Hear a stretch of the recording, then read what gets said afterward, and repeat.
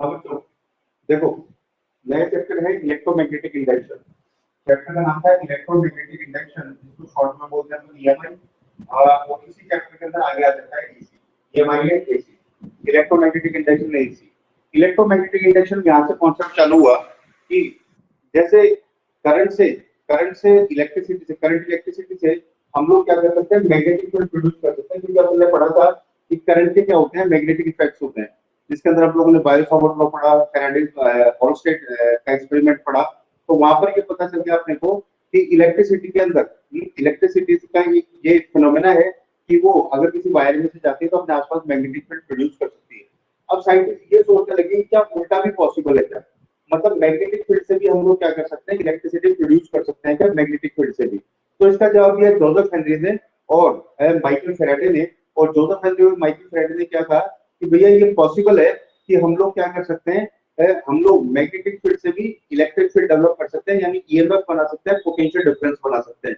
तो इसका जवाब दिया था जोसेफ हेनरी और माइकल फैराडे ने। अच्छा, क्रेडिट दिया माइकल फैराडे को, और हम लोग माइकल फैराडे के एक्सपेरिमेंट करते हैं और पढ़ते हैं। हम लोग माइकल फैराडे की एक्सपेरिमेंट्स का एक्सप्लेनेशन देखते हैं और माइकल फैराडे के लॉज पढ़ते हैं हम लोग। माइकल फैराडे को फादर ऑफ इलेक्ट्रोमैग्नेटिज्म बोला जाता है। माइकल फैराडे को फादर ऑफ इलेक्ट्रोमैग्नेटिज्म बोला जाता है। तो अपन माइकल फैराडे पढ़ेंगे, उससे पहले हम लोग बात करते हैं थोड़ा सा मैग्नेटिक फ्लक्स की। मैग्नेटिक फ्लक्स क्या होता है कि जैसे कोई मैग्नेटिक फील्ड है, ये कोई मैग्नेटिक फील्ड है, मान लो यूनिफॉर्म मैग्नेटिक फील्ड है, और यूनिफॉर्म मैग्नेटिक फील्ड के अंदर सपोज करो कि कोई एक एरिया है, जैसे कोई कॉइल है, कॉइल रेक्टेंगुलर हो सकती है, कॉइल स्क्वायर हो सकती है। एक कोई कॉइल है और वो कॉइल जो है वो इस तरह से पड़ी हुई है, कॉइल जो है वो इस तरह से पड़ी हुई है, थोड़ी सी टेढ़ी पड़ी हुई है, ना तो बिल्कुल प्लेन के परपेंडिकुलर है, ना ही प्लेन प्लेन ये जो है, ना तो कॉइल का प्लेन मैग्नेटिक फील्ड के परपेंडिकुलर है, ना कॉइल का प्लेन मैग्नेटिक फील्ड के पैरेलल है, थोड़ा सा टेढ़ा है। मतलब ना तो कोई ऐसे है, ना कोई बिल्कुल ऐसे है, ना थोड़ी सी ऐसे मैग्नेटिक फील्ड है। तो अपने को क्या करना है, इस कॉइल के ऊपर एक छोटा सा एरिया लेना है, ठीक है। मान लीजिए इसका टोटल एरिया कितना है, इसका टोटल एरिया है, टोटल एरिया है इसका की। और यहाँ पर अपने को परपेंडिकुलर मानना है, और परपेंडिकुलर है मान लेते हैं डीएस वेक्टर इसके ऊपर। तो डीएस को स्मॉल एरिया, डीएस क्या है, डीएस है स्मॉल एरिया, टोटल एरिया उसका ए है। और डीएस वेक्टर क्या है, डीएस वेक्टर है इसके ऊपर परपेंडिकुलर, स्मॉल एरिया पे perpendicular draw on small area, ये परपेंडिकुलर है। और बी जो है ये मैग्नेटिक फील्ड की वैल्यू है, और ये इसका डायरेक्शन है। और इन दोनों के बीच में एंगल बन रहा है, ये है थीटा, है ना। थीटा क्या है, थीटा है angle between vector b and ds, vector b और डीएस के बीच में एंगल है। तो अगर हम लोग बी का अगर कंपोनेंट कर दें तो इसका कंपोनेंट आ जाएगा बी cos थीटा। और अगर हम इन दोनों का मैग्नीट्यूड मल्टीप्लाई कर दें, डीएस का और बी cos थीटा का, तो इसको हम लोग बोलते हैं कि छोटे से एरिया से निकलने वाला फ्लक्स। तो स्मॉल फ्लक्स क्या हो जाएगा, स्मॉल फ्लक्स हो जाएगा, स्मॉल फ्लक्स ये हो जाएगा, ये बिल्कुल वैसी वैसी चीजें जैसे इलेक्ट्रिक फ्लक्स का, है ना। लेकिन एक बार रिपीट करा देता हूँ, स्मॉल फ्लक्स डी फाई हो जाएगा, डी फाई इक्वल टू कितना, b cos theta multiplied by ds. और इसको ढंग से लिख लिया अपन तो ये आ जाएगा D phi equal to b DS cos theta. और अगर डॉट डॉट खोल दे तो ये डॉट डॉट में कर दें इसको अपन, तो ये आ जाएगा D phi equal to B dot DS. और फाई टोटल कितना आ जाएगा, टोटल एरिया से निकलने वाला फ्लक्स, टोटल एरिया का फ्लक्स आ जाएगा phi equal to integration B dot DS. और बी डॉट डीएस या फिर इसको कितना लो, बी डीएस cos थीटा, ऐसे भी लिखा जा सकता है। अच्छा, बी को बाहर ले लो, डीएस का इंटीग्रेशन करने, तो ये फाई आ जाएगा, फाई इक्वल टू ये बी तो आ जाए बाहर, इंटीग्रेशन कर देते हैं हम लोग डीएस का। अच्छा, डीएस का इंटीग्रेशन क्या आ जाएगा, डीएस का इंटीग्रेशन इसका total area, DS small area और सारे स्मॉल एरिया लेके इसका टोटल एरिया बन जाएगा। तो ये आ जाएगा phi equal to B dot, ये तो आपको ये फॉर्मूला याद रहता है, या फिर ये आ जाएगा बी ए cos थीटा। तो फाई को आ जाएगा बी ए cos थीटा, ये तो है एक टर्न के लिए। और अगर फाई को N B A cos theta ये है एन टर्न के लिए, मान लेते हैं फाई को एन टर्न है, तो ये N B A cos theta ये आ जाएगा for N turn, this is for N turn, ये एन टर्न के लिए आ जाएगा। तो ये जो है ये फ्लक्स का फार्मूला है। तो फ्लक्स को हम लोग फाई से लिखेंगे, क्योंकि डॉट प्रोडक्ट से मिल रही है, इसलिए ये स्केलर क्वांटिटी है, इसके अंदर डायरेक्शन की जरूरत नहीं पड़ती है अपने को। ये स्मॉल फ्लक्स को डी फाई से लिख देंगे, टोटल फ्लक्स को हम लोग फाई से लिख देंगे।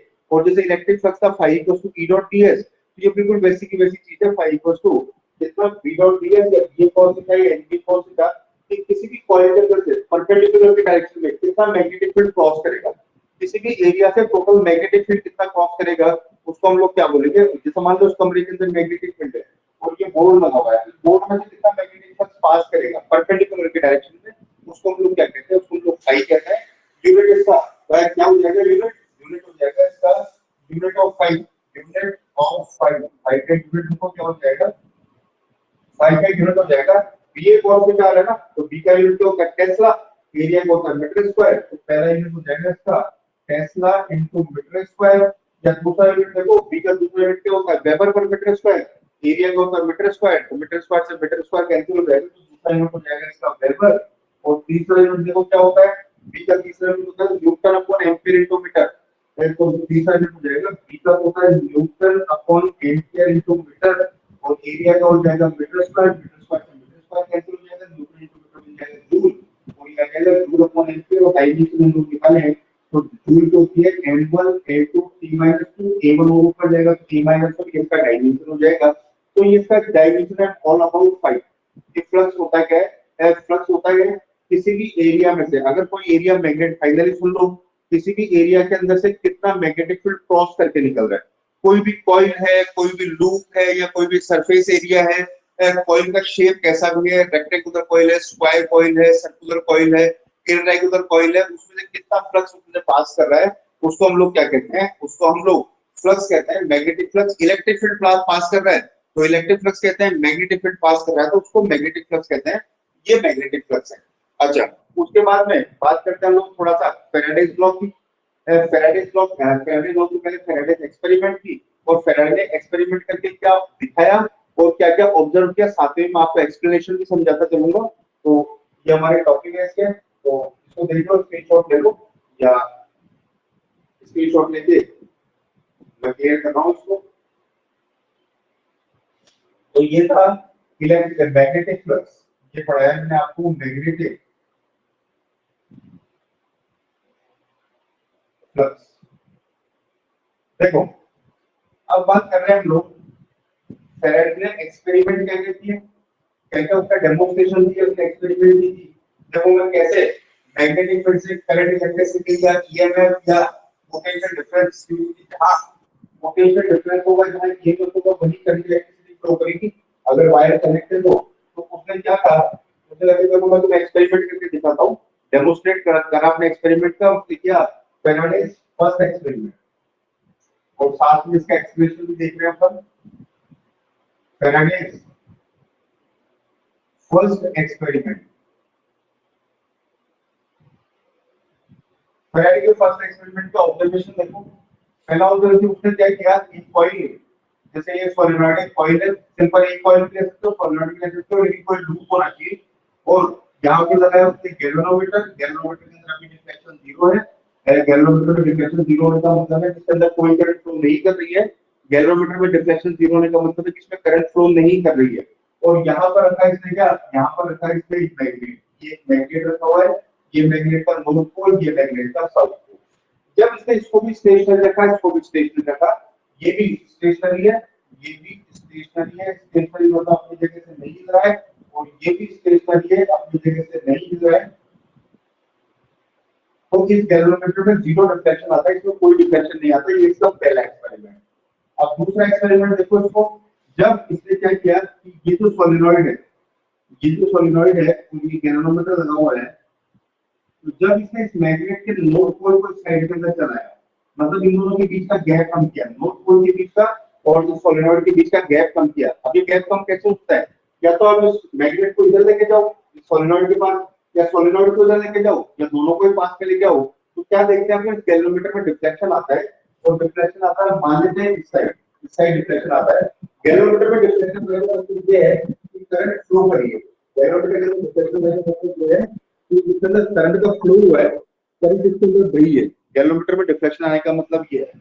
अच्छा, अब अगर उल्टा अगर हम लोग ये नॉर्थ पोल दूर लेके गए, नॉर्थ पोल अगर हम लोग दूर लेके जाते हैं, ये भी हमारे सोलेनॉइड और ये रहा हमारा गैल्वेनोमीटर, जगह नहीं है तो हम थोड़ा सा छोटा कर दिया कॉइल को, ये रहा गैल्वेनोमीटर, ये रहा हमारा मैग्नेट नॉर्थ पोल और साउथ पोल। अगर ये दूर जाता है, ये मैग्नेट अगर इससे दूर जाता है तो क्या देखते हैं हम लोग कितने कैलोमीटर के अंदर, या ये दूर जाए मतलब इनके बीच में गैप हो, गैप बढ़े, ठीक है ना, गैप जो इंक्रीजिंग हो, यहाँ गैप डिक्रीजिंग है, यहाँ गैप जो है वो कांस्टेंट है, इन दोनों के बीच जो गैप है, अगर गैप कांस्टेंट रहता है तो उसमें कोई करंट फ्लो नहीं करती, गैप अगर कम होता है तो उसमें करंट फ्लो करी, गैलोमीटर में डिफ्लेक्शन आया। अगर गैप बढ़ता है, गैप कैसे कैसे बढ़ सकता है, या तो आप मैग्नेट को उधर लेके जाओ, या सोलेनोइड को इधर लेके जाओ, या दोनों को एक दूसरे से दूर लेके जाओ, तो इसके अंदर गैप बढ़ेगा और फिर वापस इसमें करंट बहेगी, और करंट इस डायरेक्शन के ऑपोजिट रहेगी, तो गैलोमीटर में डिफ्लेक्शन आता है ऑपोजिट। ये एक और ऑब्जर्वेशन। फिर इसने मैग्नेट को पलट दिया, और मैग्नेट को पलट के इसने क्या किया कि यहाँ पर ये मैग्नेट का जो है सोलेनोइड है, ये गैलोमीटर रहा, और ये जो है मैग्नेट पलट के इसने कर दिया साउथ पोल को साइड में और नॉर्थ पोल को साइड में, अब ये साउथ पोल को पास में ले गया, साउथ पोल को पास में ले गया, तो फिर वापस करंट इसके अंदर फ्लो करेगी, और अब डिफ्लेक्शन इसका उल्टा था, जब ये नॉर्थ पोल पास में लेके आ रहा था, नॉर्थ पोल पास में लेके आ रहा था, डिफ्लेक्शन आपने इधर दिखाया, अब साउथ पोल पास में लेके आ रहा था, डिफ्लेक्शन आपको इस साइड में दिखाना है, मतलब ऑपोजिट दिखाना है। अगर आपने इसको पहले इधर दिखाया था तो इसको इधर दिखा देना है, तो ये ऑपोजिट दिखाना है। इसका मतलब ये है कि अगर आप नॉर्थ पोल पास में लाओगे तो करंट एक डायरेक्शन में बहेगी, साउथ पोल पास में लाओगे तो करंट उसका जैसी पहली बिंदु उसको ऑपोजिट बहेगी, है ना। मुझे बताइए किधर बहेगी, वो ओरिएंटेशन पे डिपेंड करता है, मैं तो अंदाजे से बना रहा हूँ, बस आपको ये दिखाना चाह रहा हूँ कि करंट जो है वो ऑपोजिट डायरेक्शन में बहती है। और फिर एक लास्ट ऑब्जर्वेशन को देखो, इसने क्या किया कि इसने ये जो है अगर ये दूर लेके जाता है, अगर गैलोमीटर को ये दूर, इसको साउथ पोल को दूर लेके जाता है, ये दूर लेके जा रहा है, ये पॉइंट को दूर ले जा सकता है, या फिर दोनों को एक दूसरे से दूर ले जा सकता है, मतलब गैप बढ़ना चाहिए साउथ पोल का और इस सोलेनोइड का गैप बढ़ना चाहिए। तो ये क्या देखता है कि इसमें वापस डिफ्लेक्शन आता है, डिफ्लेक्शन आने का मतलब इसमें वापस करंट बहती है, और करंट इसका ऑपोजिट होती है, यानी करंट बहती है ऐसे ऐसे उल्टा करंट बहती है। ये सारे इसने एक्सपेरिमेंट शो किए, और शो करके इसने बताया कि देखो केवल मैग्नेट का खेल चल रहा है, और ये जो मैग्नेट है, मैग्नेट के और सोलेनोइड के बीच का गैप बढ़ रहा है तो भी करंट बह रही है, और सोलेनोइड के बीच का गैप घट रहा है, यानी मैग्नेट को आप दूर लेके जाओगे तो भी करंट बह रही है, मतलब गैप बढ़ना चाहिए, वो दूर कोई भी जाए, मैग्नेट जाए चाहे सोलेनोइड जाए या दोनों दूर जाए, या पास है गैप कम हो, या तो सोलेनोइड पास है या मैग्नेट पास है या फिर दोनों पास है, और पोल कोई सा होता है, नॉर्थ पोल साउथ पोल, तो करंट बहेगी है, और करंट बहेगी, हाँ डायरेक्शन ऑपोजिट होगी, नो डाउट, कि जब गैप बढ़ने पर जो डायरेक्शन आ रही है, तो गैप घटने पर उसको ऑपोजिट डायरेक्शन आएगी। तो ऐसा इसने एक्सपेरिमेंट करके बताया, बात करते इसको एक्सप्लेन किया, एक्सप्लेन किया कि होता क्या है कि जब ये मैग्नेट से फिक्स डिस्टेंस पे पड़ा हुआ है, तो इस तरह से फिक्स अमाउंट ऑफ फ्लक्स, जैसे कि मैं मैग्नेटिक लाइन दिखाऊं, तो जैसे ये वाली मैग्नेटिक लाइन यहाँ से क्रॉस करी, यहाँ भी यहाँ नॉर्थ से नीचे साउथ में जाके एंटर हो गई, ये वाली मैग्नेटिक लाइन नॉर्थ से नीचे साउथ में जाके एंटर हो गई, ये वाली मैग्नेटिक लाइन नॉर्थ से नीचे साउथ में जाके एंटर हो गई, ये वाली मैग्नेटिक लाइन नॉर्थ से नीचे साउथ में जाके एंटर हो गई, ये वाली मैग्नेटिक लाइन नॉर्थ से नीचे साउथ में जाके एंटर हो गई, ये वाली मैग्नेटिक लाइन ऐसे गई, ये वाली मैग्नेटिक लाइन ऐसे गई, और ये कुछ मैग्नेटिक लाइन ऐसे गई। अब देखो इसके अंदर से एक ये कुछ मैग्नेटिक लाइन की सोलेनोइड को क्रॉस नहीं कर रही है, मतलब सोलेनोइड का अपना एक एरिया है, तो वो सोलेनोइड से क्रॉस नहीं कर रही, लेकिन कुछ लाइन से ये लाइन सोलेनोइड को क्रॉस नहीं कर रही, ये लाइन सोलेनोइड को क्रॉस नहीं कर रही, जैसे एक और बनाता हूं, जो लाइन को सोलेनोइड को क्रॉस नहीं कर रही, ये वाली लाइन को सोलेनोइड को क्रॉस नहीं कर रही, लेकिन इसके आगे वाली लाइन सोलेनोइड को धीरे धीरे क्रॉस करना चालू कर रही है। और अगर कोई लाइन किसी एरिया को क्रॉस करती है तो हम लोग उसको आगे भी पढ़ाया मैंने, उसको हम लोग क्या बोलते हैं, मैग्नेटिक फ्लक्स, उसको हम लोग बोलेंगे मैग्नेटिक फ्लक्स। तो ये लाइन है इस एरिया को क्रॉस करते हुए निकल रही है, तो ये जो है ये मैग्नेटिक फ्लक्स है, ये जो लाइन है ये मैग्नेटिक फ्लक्स है।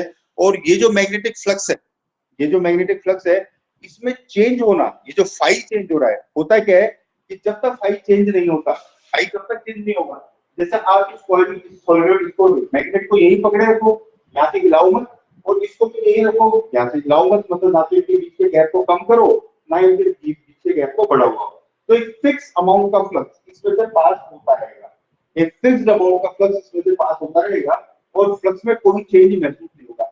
लेकिन अगर आप इस कॉइल को पकड़ के, इस कॉइल को आपने पकड़ लिया लाइक दिस, ये कॉइल जैसे मान लो ये कॉइल है, ये पकड़ लिया हमने, और इस कॉइल को पकड़ के और आप इस साइड के अंदर लेके आए, इस साइड के अंदर लेके आए, जैसे इसको पकड़ के आगे बढ़ाना, तो ये वाली लाइन इसमें क्रॉस होने लग जाएगी, ये वाली लाइन इसमें क्रॉस होने लग जाएगी, ये वाली लाइन इसमें क्रॉस होने लग जाएगी, तो इसके फ्लक्स का अमाउंट क्या होगा, बढ़ेगा, फाई बढ़ेगा इसका, और फ्लक्स बढ़ेगा, वो है वजह इसके डिफ्लेक्शन आने की।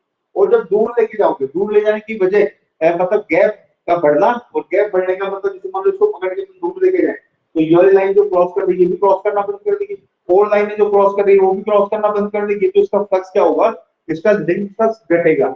अब दूर जाना किसी का भी हो सकता है, हो सकता है मैग्नेट दूर जाए, हो सकता है कॉइल दूर जाए, या हो सकता है आपस में दोनों ही दूर जाए, तो इससे फ्लक्स में क्या होगी, कमी होगी।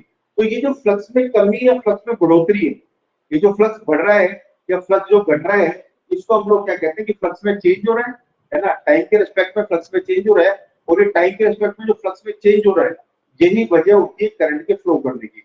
एक्चुअल में फैराडे ये बोलता है कि यार ये करंट की वजह नहीं होती, ये ईएमएफ की वजह होती है। होता क्या है कि जैसे ही आप फ्लक्स में चेंज करते हो, इस कॉइल की ये दोनों एंड, ये वाले जो दोनों एंड है, ये वाले दोनों एंड, ये वाला एंड और ये वाला एंड, मतलब यहाँ से निकाल लेता हूँ मैं थोड़ा डायग्राम। देखो जैसे आप चेंज करते हो इसके फ्लक्स को कैसे चेंज करोगे, या तो कॉइल को इसको मैग्नेट को पास लाके, या सॉलिनॉइड को पास लाके, या दोनों को एक दूसरे के पास लाके, या फिर दूर ले जाके, किसी भी एक को दूर ले जाके या दोनों को दूर ले जाके। तो क्या होता है कि इसकी जो दोनों एंड है, एक एंड तो बन जाता है प्लस और एक एंड बन जाता है माइनस। एक एंड प्लस बन जाता है, एक एंड माइनस बन जाता है। अब वो लेंस लॉ से पता चलेगा कौन सा एंड प्लस बनेगा और कौन सा एंड माइनस बनेगा। और जैसे एंड में प्लस माइनस बनते हैं, तो this coil will start behave like a battery. ये एक बैटरी की तरह बिहेव करना चालू करती है, क्योंकि बैटरी क्या होती है, एक एंड पे प्लस और एक एंड पे माइनस, तो वो चीज बैटरी होती है। तो ये कॉइल बैटरी की तरह बिहेव करना चालू कर देती है, और बैटरी की तरह बिहेव करना चालू कर देती है। तो जैसे ही हम लोग इससे कॉइल कोई रेजिस्टेंस वायर या बल्ब या फिर कोई भी एपरेटस या गैलन पे कनेक्ट करते हैं, तो उसमें करंट बहने लग जाती है। मान लो अगर मैं यहाँ बल्ब भी लगा दूं, ये बल्ब भी लगा दूं, और ये जो है ये बल्ब जो है जलना चालू कर जाएगा अगर आप इसके आसपास बैठ के पास में मैग्नेट लेके जाओ, मतलब फ्लक्स में चेंज करो, मैग्नेट लेके जाओ या दूर लेके जाओ या कॉइल को दूर लेके जाओ। तो ये जो है ओवरऑल वजह क्या बताई उसने, फेराडे ने वजह ये बताई कि जब भी फ्लक्स में चेंज होगा, whenever there is change in flux, whenever there is change in flux there is induction of an EMF. एक ईएमएफ इंड्यूस हो जाएगा, एक ईएमएफ इंड्यूस हो जाएगा इस कॉइल के दोनों एंड पर। ये जो दोनों एंड दिख रहे हैं इसके प्लस माइनस जो मैंने बनाए हैं, इसके दोनों एंड पर एक ईएमएफ इंड्यूस हो जाएगा। पहले ईएमएफ इंड्यूस होगा, ध्यान रखना। और अगर सर्किट कंप्लीट है, अगर सर्किट कंप्लीट है, सर्किट कंप्लीट होने का मतलब एक पूरा लूप बना हुआ है करंट को बहने के लिए, क्योंकि करंट लूप में बहती है, पूरा वायर कनेक्ट होना चाहिए। ऐसा नहीं कि केवल कॉइल है और करंट बहने लगी। कॉइल होगी तो केवल भाई बल्ब है, अगर अगर सेल है आपके पास में, तो इसका मतलब ये थोड़ी कि करंट बह रही है। सेल अगर है, हो सकता है सेल आपकी जेब में पड़ा हो, आपने वायर ही नहीं कनेक्ट कर रखा हो सकता है सेल दुकानदार के पास में पड़ा हो, उसने वायर ही नहीं कनेक्ट कर रखा हो। सेल जब टॉर्च के अंदर जाएगा, सेल से जब सर्किट लगेगा, सर्किट लूप लूप में होगा, सर्किट ऑन होगा, करंट तो तभी बहेगी ना। तो पहले आता है ईएमएफ और बाद में आएगी करंट। हमेशा ईएमएफ पहले इंड्यूस होगा, ईएमएफ तो इंड्यूस होगा ही होगा, है ना। करंट ऑप्शनल है, करंट बह भी सकती है।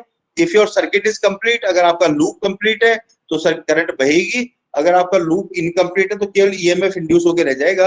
अब ये जो ईएमएफ इंड्यूस होता है, इसको बोलते हैं हम लोग इंड्यूस्ड ईएमएफ। ये जो करंट बहती है इसको बोलते हैं हम लोग induced current. And this whole phenomena is known as electromagnetic induction. इस पूरे फिनोमेना को हम लोग बोलते हैं इलेक्ट्रोमैग्नेटिक इंडक्शन। ये फेराडे का फर्स्ट एक्सपेरिमेंट। अब हम लोग पढ़ रहे हैं फेराडे का सेकंड एक्सपेरिमेंट। तो देखो फेराडे का सेकंड एक्सपेरिमेंट क्या था।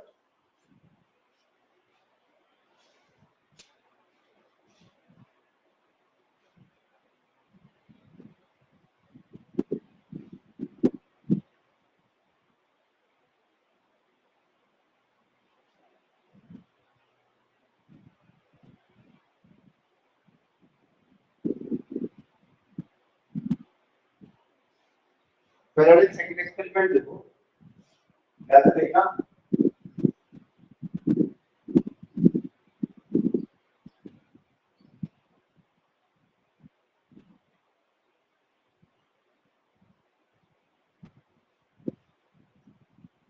फैराडे का सेकंड एक्सपेरिमेंट देखो, फैराडे का सेकंड एक्सपेरिमेंट देखो क्या है कि अगर मान लो कि ये कॉइल है, और इस कॉइल के अंदर हम लोगों ने एक बैटरी कनेक्ट कर रखी है, ये बैटरी कनेक्ट कर रखी है, तो ये लगा रखा है हम लोगों ने स्विच, ये स्विच लगा रखा है ना। तो क्योंकि इसके अंदर बैटरी लगी हुई, इस कॉइल को बोलते हैं हम लोग प्राइमरी कॉइल, ये कहलाती है प्राइमरी कॉइल,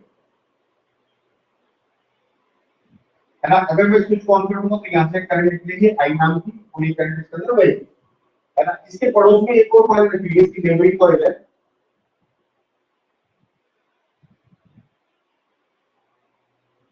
और इसकी नेगेटिव कॉइल में कुछ नहीं कनेक्ट है, केवल गैल्वेनोमीटर कनेक्ट है। कुछ नहीं लगा हुआ है इसकी नेगेटिव कॉइल के अंदर, केवल एक गैल्वेनोमीटर है, ये गैल्वेनोमीटर कनेक्ट किया हुआ है। और ये जो गैल्वेनोमीटर है अभी इसके अंदर हाल जीरो रिफ्लेक्शन है, क्योंकि इसके अंदर करंट भी नहीं है ना। अच्छा, अब देखो इसके अंदर कोई बैटरी वगैरह नहीं लगी हुई, तो तुम देखना मैं इस स्विच को ऑन ऑफ करूंगा, इसमें करंट बहने लग जाएगी। इसमें तो बहेगी बहेगी, इसमें तो बहेगी, लेकिन इस गैल्वेनोमीटर में भी डिफ्लेक्शन आ जाएगा। मतलब स्विच ऑन करूंगा मैं इसका, और उसमें बिना बैटरी के भी करंट फ्लो करने लग जाएगी। इसने सेकंड एक्सपेरिमेंट करके दिखाया, तो देखो साथ में एक्सप्लेन भी कर लेंगे अपन, पहले इसका ऑब्जर्वेशन देखो। तो ये है, इसको बोलते हैं हम लोग सेकेंडरी कॉइल। तो इसके ऑब्जर्वेशन के लिए मैं एक टेबल बना देता हूं।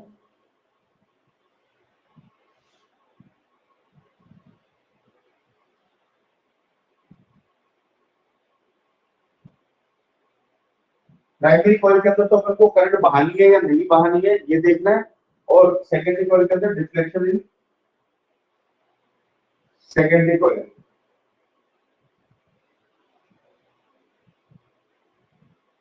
डिफ्लेक्शन गैल्वेनोमीटर, इसलिए कहते हैं deflection galvanometer of secondary coil.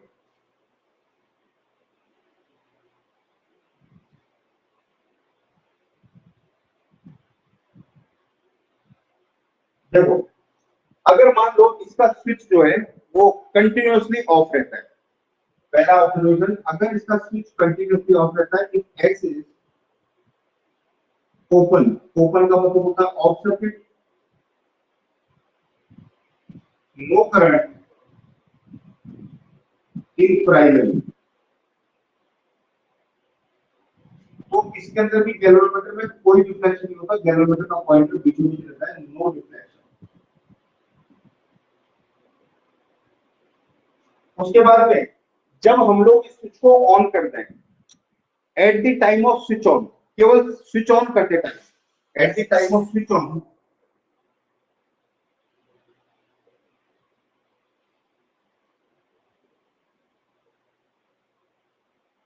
किसी गैल्वेनोमीटर में करंट बहती है, और मान लेते हैं करंट बहती है ऐसे, इधर डिफ्लेक्शन आता है, और ये जो डिफ्लेक्शन आता है ये बिल्कुल इंस्टेंटेनियस और टेम्परेरी होता है। मतलब डिफ्लेक्शन आएगा और खत्म हो जाएगा। इंस्टेंटेनियस और टेम्परेरी होने का मतलब डिफ्लेक्शन आया और खत्म हो गया। अगर आप देख भी नहीं पाए, तो आपने मान लो आपकी आंखें इधर उधर हो गई है, आप गैल्वेनोमीटर की तरफ नहीं देख रहे थे, तो फिर आपका डिफ्लेक्शन खत्म हो जाएगा। इंस्टेंटेनियस एंड टेम्परेरी डिफ्लेक्शन आता है।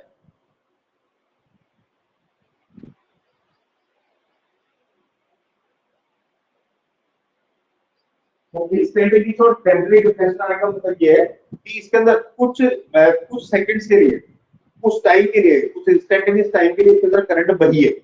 उस पर्टिकुलर टाइम के लिए जब इसमें डिफ्लेक्शन आए तो करंट बही है। अपन ने इसको स्विच ऑन किया तब ऐसा हुआ। मतलब स्विच ऑन कर रहे हैं इसको, तो इसमें तो करंट बह ही रही है, नो डाउट, लेकिन इसमें भी इंस्टेंटेनियस करंट बही, टेम्परेरी करंट बही, उसके बाद खत्म हुई। लेकिन ऐसा स्विच ऑन करते टाइम हुआ। और फिर अगर लगातार मैं इसको स्विच ऑन करूं तो फिर इसमें करंट नहीं बहती। मतलब इसको लगातार स्विच ऑफ रखा जाए या स्विच ऑन रखा जाए तो करंट नहीं बहती है। एक बार तो ये ऑन करते टाइम और एक बार आएगी ऑफ करते टाइम। तो अगर हम लोग इसको, if S is kept on, अगर इसको ऑन रखा जाए तो गैल्वेनोमीटर में नो डिफ्लेक्शन,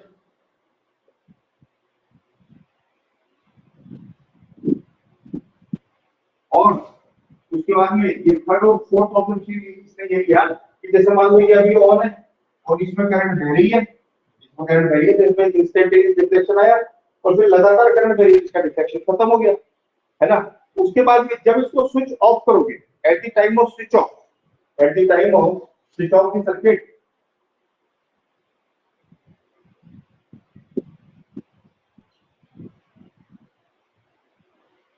जब स्विच ऑफ करोगे तो इसके अंदर वापस एक करंट आएगा, इंस्टेंटेनियस करंट आएगा, लेकिन वो पहले के करंट का उल्टा होगा। तो वापस इंस्टेंटेनियस एंड टेम्परेरी करंट इसके अंदर इंड्यूस होगा, और वो इंड्यूस पहले के करंट का क्या होगा, उल्टा होगा। एक बार नजर मारो ऑब्जेक्ट पर, फिर मैं इसको एक्सप्लेन करता हूं।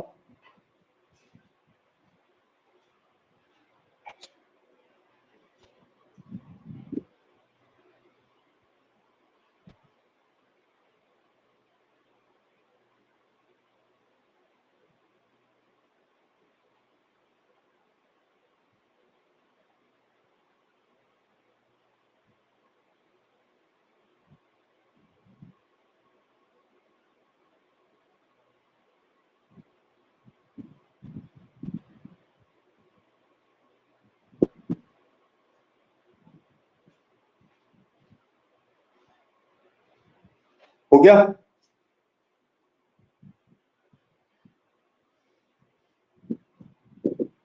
अब देखो, अब मैं इसको एक्सप्लेन कर रहा हूं कि हुआ क्या ओवरऑल, मतलब क्यों स्विच ऑन करते टाइम और स्विच ऑफ करते टाइम इंस्टेंटेनियस डिफ्लेक्शन आया, और क्यों मतलब कंटिन्यूसली अगर हम लोग इसको ऑन रखें या कंटिन्यूसली ऑफ रखें तो फिर डिफ्लेक्शन नहीं आया।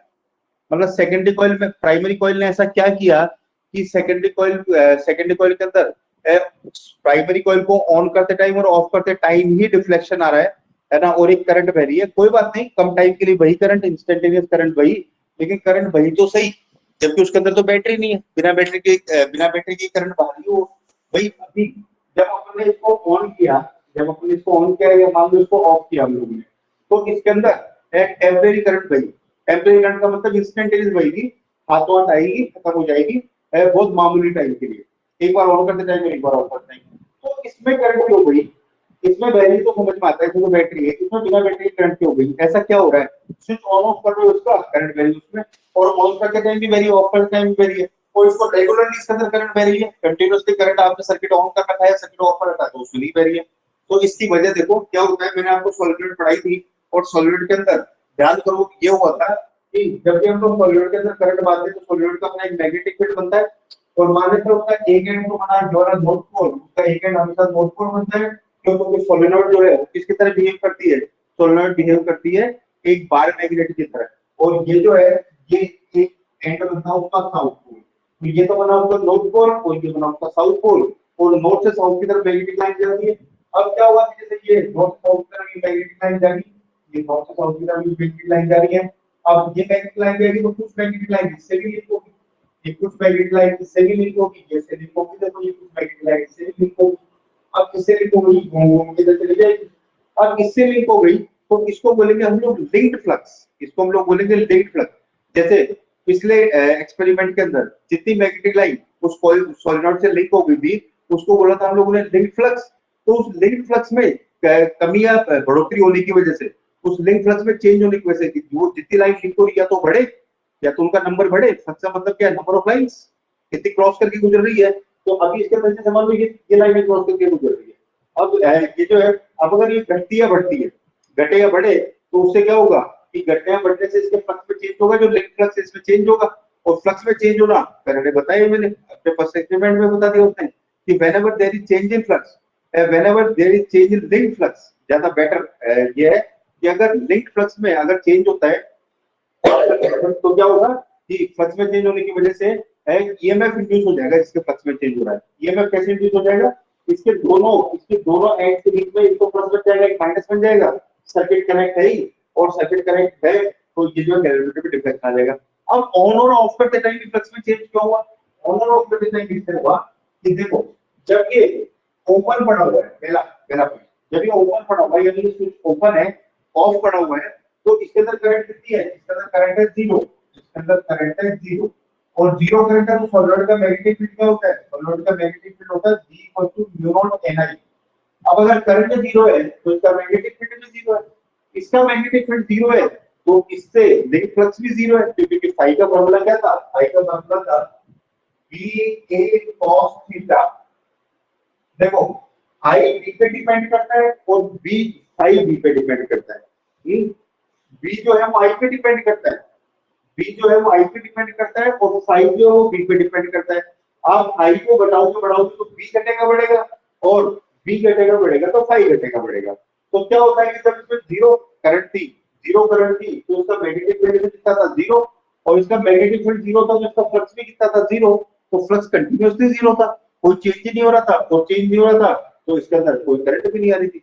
अब आपने क्या किया कि स्विच को ऑन कर दिया, अब ऑन करते टाइम क्या होगा, जैसे मान लो कि इसके अंदर सपोज करो 5 एम्पीयर करंट को बहना है, सपोज करो इसमें 5 एम्पीयर को करंट बहना according to resistance and voltage है, अकॉर्डिंग टू ओम्स लॉ, इसके अंदर 5 एम्पीयर करंट को फ्लो करना है। अब वो 5 एम्पीयर करंट ऐसा तो नहीं कि 0 से 5 अचानक पहुंच जाएगी, 0 से 5 जाने में कुछ टाइम तो लगेगा, चाहे मिली सेकेंड लगे, माइक्रो सेकेंड लगे, और भी छोटा नैनो सेकेंड लगे, तो कुछ तो टाइम लगेगा। भाई ऐसा तो नहीं कि ग्राफ एब्रप्टली 0 तो डायरेक्ट 5 ही कूदेगा, कुछ टाइम लगेगा, और उस टाइम को सर्किट असेस कर लेता है, उस टाइम के अंदर करंट बढ़ी 0 से 5, करंट बढ़ी तो बी बढ़ा, और बी बढ़ा तो फाई बढ़ा, तो इसका फाई बढ़ेगा, और 5 बढ़ेगा तो फैराडे बोल रहा है कि whenever there is change in link flux there is a induction of an EMF। इसके दोनों एंड प्लस माइनस बन जाएंगे और दोनों एंड अगर प्लस माइनस बन गए तो इससे गैल्वेनोमीटर कनेक्ट ही है, गैल्वेनोमीटर क्या शो कर देगा, डिफ्लेक्शन। बस इतना देखिएगा। फिर अगर आप लगातार इसको ऑफ रख रहे हो, पॉइंट नंबर 3 है ना, फिर आप लगातार इसको ऑफ सॉरी ऑन रख रहे हो, इसको लगातार ऑन रख रहे हो तो वो 5 एम्पीयर करंट इसमें कांस्टेंट कर जाएगी। 5 एम्पीयर करंट इसमें कंटिन्यूअसली 5 एम्पीयर ही बहेगी, क्योंकि वो तो वोल्टेज और रेजिस्टेंस के हिसाब से बहेगी ना। और लगातार अगर 5 एम्पीयर बहेगी तो आई कांस्टेंट, आई कांस्टेंट तो बी कांस्टेंट, आई कांस्टेंट तो बी कांस्टेंट, बी कांस्टेंट तो फाई कांस्टेंट, फाई में चेंज हो ही नहीं रहा। और फाई में अगर चेंज नहीं हो रहा तो ईएमएफ भी इंड्यूस नहीं होगा, और अगर ईएमएफ इंड्यूस नहीं होगा तो करंट भी नहीं फ्लो करेगी। क्योंकि ईएमएफ इंड्यूस होने का मतलब ये बैटरी बने, बैटरी बने तो ये करंट बहेगी, अदरवाइज करंट नहीं बहेगा। समझ में आई बात है? तो ये जो है, अच्छा फिर ऑफ करते टाइम क्या होगा, चौथा point, at the time off switch off, जब इसको स्विच ऑफ करोगे तो ये करंट 5 एम्पीयर से 0 एम्पीयर आएगी। ये करंट 5 एम्पीयर जो फ्लो कर रही थी कांस्टेंट करंट, ये 0 जाएगी।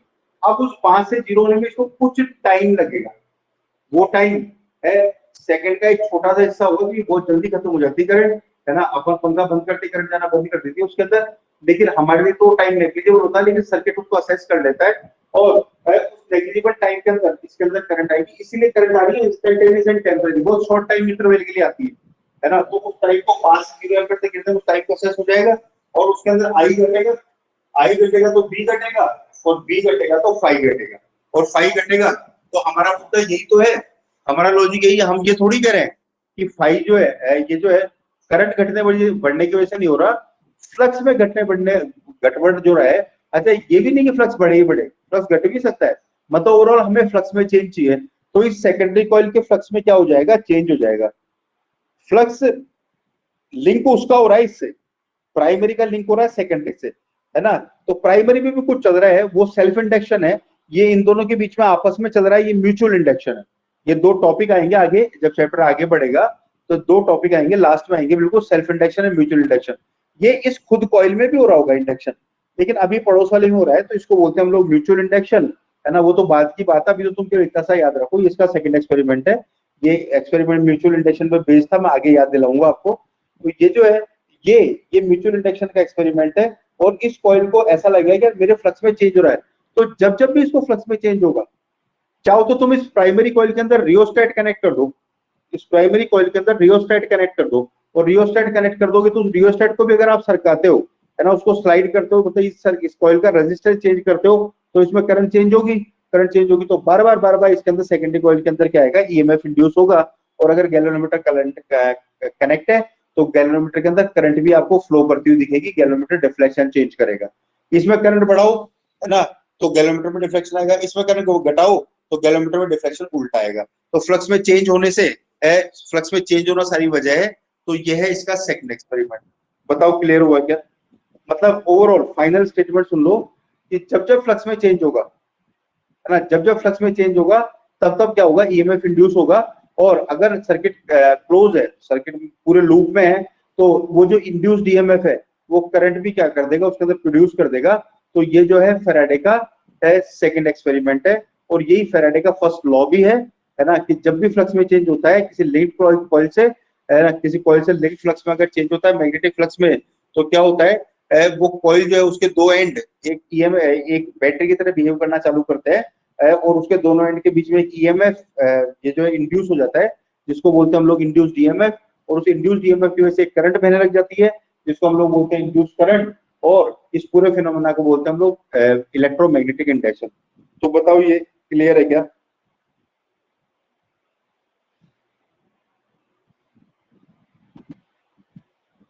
फेराडे के दोनों एक्सपेरिमेंट और मैग्नेटिक फ्लक्स। चलो गुड।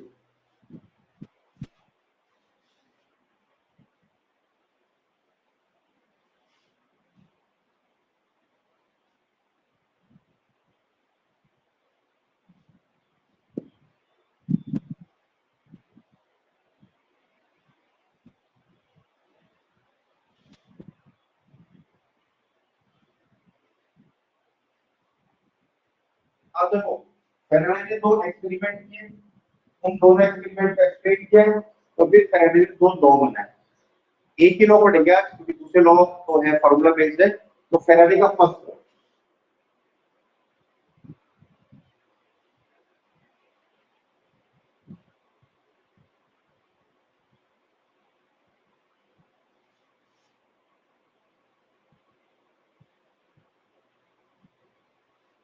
लॉ फैराडे और इलेक्ट्रोमैग्नेटिक इंडक्शन। तो पहला लॉ क्या है? पहला लॉ सिंपल इतना सा है, जो मैं इतनी देर से बोले जा रहा हूँ बार बार रिपीट करके, वो ये है, whenever there is change in magnetic flux linked with a coil, then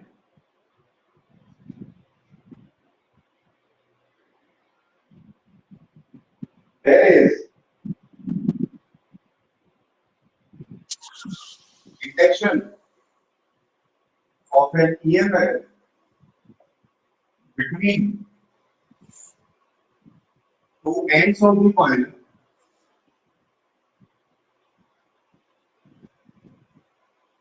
known as induced EMF. If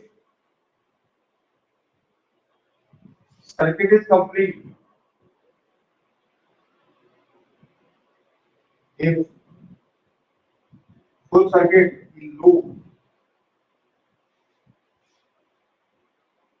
is connected,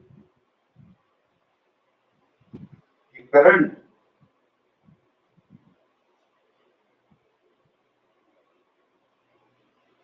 starts to flow, current flow करना start कर देती है, known as induced current। अभी तक जो भी पढ़ा हुआ है उसका पूरे का जो क्रक्स है, उस पूरे का जो भी निचोड़ है वो ये डाला हुआ है, अपने फर्स्ट एक्सपेरिमेंट में डाला हुआ है कि ज्यादा दिमाग लगाने की जरूरत नहीं है, मत पढ़ो मेरे दोनों एक्सपेरिमेंट, है ना।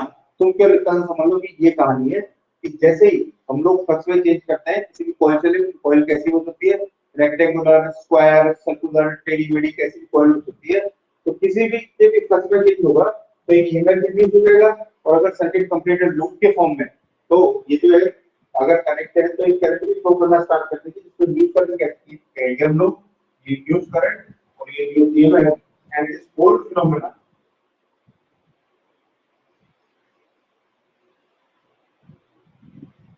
known as electromagnetic induction. ये जो पूरा फिनोमेना है इसको बोलते हैं हम लोग इलेक्ट्रोमैग्नेटिक इंडक्शन। ये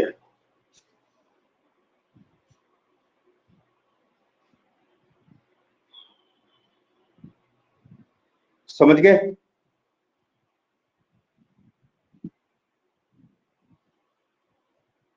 अब सेकंड लॉ के अंदर क्या बताएगा, नेक्स्ट क्लास में करेंगे हम लोग सेकंड लॉ, क्योंकि उसके अंदर फिर न्यूमेरिकल्स वगैरह भी आ जाएंगे और थोड़ा सा डिटेल में चले जाएंगे। न्यूमेरिकल भी हाथ करवाने पड़ेंगे, उसके गैप नहीं दे सकते उसके अंदर, क्योंकि वो समझ में भी न्यूमेरिकल से आएगा। तो नेक्स्ट सेकंड लॉ कल पढ़ेंगे हम लोग, आज बच्चे भी अटेंड नहीं कर रहे हैं ज्यादा। और ये फर्स्ट लॉ तक क्लियर है, डन है। नेक्स्ट क्लास में सेकंड लॉ करते हैं। तो चलो बच्चों, bye bye, take care, all the best, nice day. Next class में मिलते हैं। फैराडे का सेकंड लॉ और आगे भी बढ़ जाएगा, छोटा सा चैप्टर है, बहुत ज्यादा टाइम नहीं लगेगा। बाय बच्चों, टेक केयर।